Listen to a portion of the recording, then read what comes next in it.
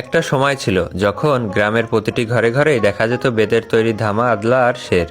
এখন তেমন একটা দেখা যায় না। তবে এই ঐতিহ্যবাহী জিনিসগুলো মাগুরা মোহাম্মদপুরের বিনোদপুর গ্রামের একজন বৃদ্ধের হাতেই টিকে আছে, যিনি 50 বছরেরও বেশি সময় ধরে প্রাণপণে ধরে রেখেছেন গ্রাম বাংলার এক প্রাচীন শিল্পীকে।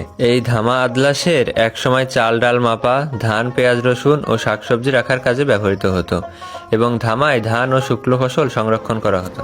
এখন সেসবের জায়গা দখল করেছে সস্তা সহজলভ্য স্টিল, প্লাস্টিক আর ফোমের জিনিসপত্র। কিন্তু এই মানুষটি এখনো হাল ছাড়েনি। হয়তো আয় খুব বেশি হয় না, তবু শিল্পীর প্রতি তার ভালোবাসা একটুও কমেনি। এইগুলো তৈরিতে প্রথমে বেতগুলোকে ভালোভাবে শুকিয়ে সিলে ফেলা হয়। তারপর সেই বেতগুলো পেঁচিয়ে পেঁচিয়ে তৈরি করা হয় গোল কাঠামো। পেট যেন খুলে না যায় তার জন্য হালি দিয়ে ছিদ্র করে সেখানে গুজে দেওয়া হয় বাঁশের গোজা। এভাবেই একে একে তৈরি হয়ে যায় বড় সাইজের ধামা, মাঝারি সাইজের আদলা এবং ছোট সাইজের সের। এই বৃদ্ধ দাদু দিনে 2টি ধামা এবং 5-6টি আদলা এবং ঘন্টায় 2টা সের তৈরি করতে পারে। এই ছোট্ট সের 20-25 বছর অনায়াসে ব্যবহার করা যায়।